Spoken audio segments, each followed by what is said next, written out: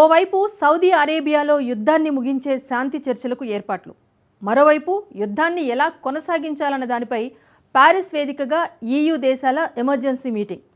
ఈ రెండు సమావేశాల ఎజెండాలే యుక్రెయిన్ రష్యా యుద్ధానికి ముగింపు ఎందుకు అంత కష్టమో తేల్చేస్తున్నాయి. 3 ఏళ్ల యుద్ధానికి ఎండ్ కార్డ్ వేయాలని ట్రంప్ యత్నాలు చేస్తున్నా పశ్చిమ దేశాలు మాత్రం ఈ యుద్ధం ఆగిపోకూడదని కోరుకుంటున్నాయి. బ్రిటన్ అయితే ఓ అడుగు ముందుకేసి అవసరమైతే తన సైన్యాన్ని యుక్రెయిన్కు పంపించేందుకు సిద్ధమంటూ సంచలన ప్రకటన చేసింది. దీంతో యుక్రెయిన్ రష్యా యుద్ధానికి ముగింపు సాధ్యమేనా అన్న అనుమానాలు తలెత్తున్నాయి. ఎందుకు యుక్రెయిన్ రష్యా యుద్ధం ముగుస్తుందా లేక మహోగ్ర రూపం దాలుస్తుందా? ఇటు శాంతి చర్చలు అటు సమర వ్యూహాలతో అసలేం జరగబోతోంది? What the story? సౌదీలో శాంతి చర్చలు, ప్యారిస్లో సమర వ్యూహాలు. 3 ఏళ్ల యుద్ధానికి ముగింపు ఉంటుందా ఉండదా? ఉక్రెయిన్ రష్యా యుద్ధంపై ఎవరి ఆలోచనలు ఏంటి?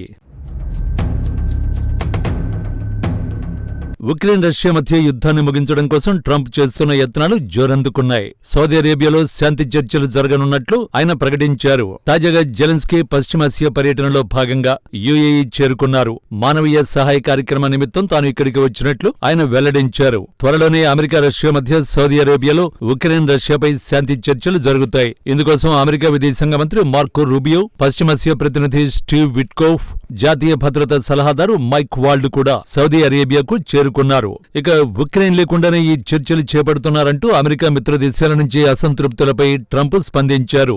యుద్ధాన్ని ముగించే ఏ చర్చలోనైనా జెలెన్స్కీ భాగస్వామి అవుతారని వివరణ ఇచ్చారు. అంతేకాదు త్వరలో పుతిన్తో భేటీ కానున్నట్లు చెప్పారు. కానీ ఇది నాణ్యానికి ఒకవైపు మాత్రమే. ట్రంప్ ప్రయత్నాలకు ఏమాత్రం తీసిపోని విధంగా ప్యారిస్ లో మరో భేటీ జరిగింది. సౌదీ సమావేశం లక్ష్యం యుద్ధభూమిలో శాంతి నెలకొల్పడమైతే ప్యారిస్ సమావేశం టార్గెట్ యుద్ధాన్ని నెక్స్ట్ లెవెల్ కు చేర్చడం.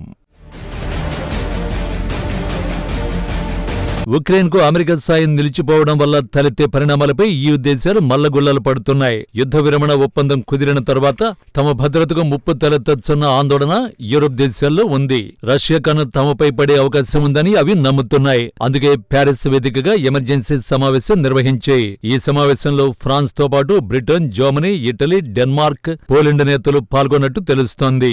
ఈ సమావేశానికి ప్రధాన కారణం యుద్ధం ముగించేందుకు ట్రంప్ జరుపుతున్న శాంతి చర్చల్లో అమెరికా, రష్యా, ఉక్రెయిన్లు భాగం పంచుకుంటాయని యూరోపియన్ యూనియన్ ను పిలవలేదని అమెరికా వర్గాలు తెలపడమే. చర్చలో రష్యాపై గరిష్ట ఒత్తిడి పెంచి ఉక్రెయిన్ ను బలోపేతం చేసేలా EU ప్రయత్నించాలని ఫిన్లాండ్ కోరింది. అయితే ఈ చర్చలకు ముందే బ్రిటన్ ప్రధాని స్టామర్ సంచలన ప్రకటన చేశారు.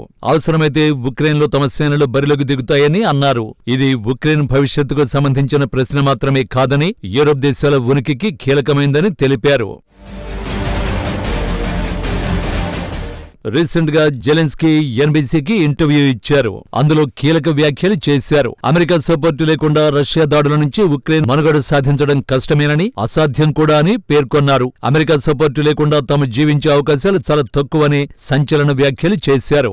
యుద్ధాన్ని ముగించాలని పుతిన్ కోరుకోవడం లేదని, విరామ సమయంలో మరింత బలంగా సిద్ధం కావడం, సైనిక బలగాల శిక్షణ, మాస్కోపై విధించిన కొన్ని ఆంక్షలను ఎత్తివేయించుకోవడం కోసం పలు ఒప్పందాలు చేసుకోవాలని ఆయన భావిస్తున్నట్లు చెప్పారు. ఇక్కడే జెలెన్స్కీ ఎవరు ఊహించని ప్రతిపాదన తెరపైకి తెచ్చారు.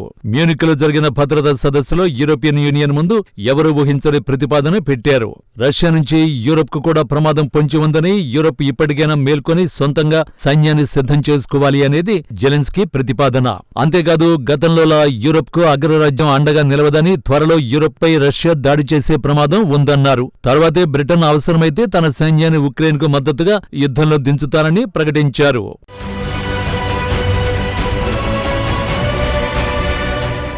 యూరోపియన్ దేశాలు ఉమ్మడిగా సైన్యాన్ని సిద్ధం చేసుకోవాల్సిన టైం వచ్చిందని జెలెన్స్కీ ప్రతిపాదించడం వెనుక చాలా పెద్ద వ్యూహమే కనిపిస్తోంది.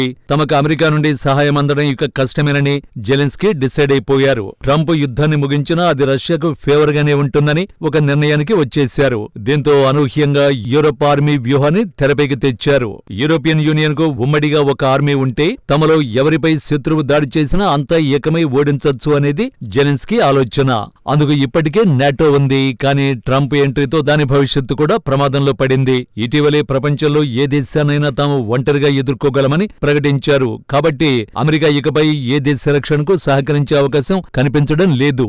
అందుకే జెలెన్స్కీ యూరప్ ఆర్మీని ప్రతిపాదించారు. ఆ ప్రతిపాదన తర్వాత ప్యారిస్లో ఎమర్జెన్సీ భేటీకి యూరప్ దేశాలు సిద్ధమయ్యాయి. ఇదంతా పక్కా లెక్క ప్రకారమే జరుగుతున్నట్టు కనిపిస్తోంది.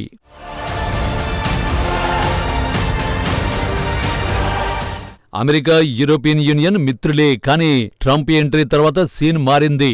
మేక్ అమెరికా గ్రేట్ అగైన్ అంటున్న ట్రంప్ మిత్ర దేశాలపైన టారిఫ్ అస్త్రాన్ని సంధిస్తున్నారు. ట్రంప్ టారిఫ్ బాధితుల్లో యూరప్ కూడా ఉంది.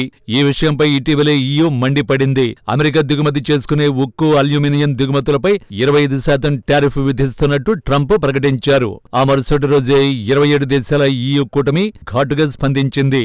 అర్ధరహిత టారిఫ్లతో దుందుడుకుగా వ్యవహరిస్తున్న అమెరికాకు తగిన సమాధానం చెప్తామని యూరోపియన్ యూనియన్ అధ్యక్షురాలు ఉర్సులా వాన్ డెర్ లియాన్ ప్రకటించారు. అమెరికా తమకు మరో ప్రత్యామ్నాయం లేకుండా చేస్తే EU మొత్తం ఏకతాటి మీదకొచ్చి ఐక్యంగా నిలబడుతుందని, అప్పుడు అంతిమంగా ఆర్థిక యుద్ధం మొదలై ఇరువైపులా దాని పరిణామాలను ఎదుర్కోవలసి ఉంటుందని వార్నింగ్ ఇచ్చారు. ఈ పరిణామంతో EU, అమెరికా మధ్య గ్యాప్ వచ్చింది. ఆ గ్యాప్ కాస్త అమెరికాకు EU దేశాలు దూరం జరిగేంతగా మారుతోన్నట్టు తాజా పరిణామాలు చూస్తే అర్థమైపోతుంది. కానీ ఇది అనుకున్నంత ఈజీ కాదు.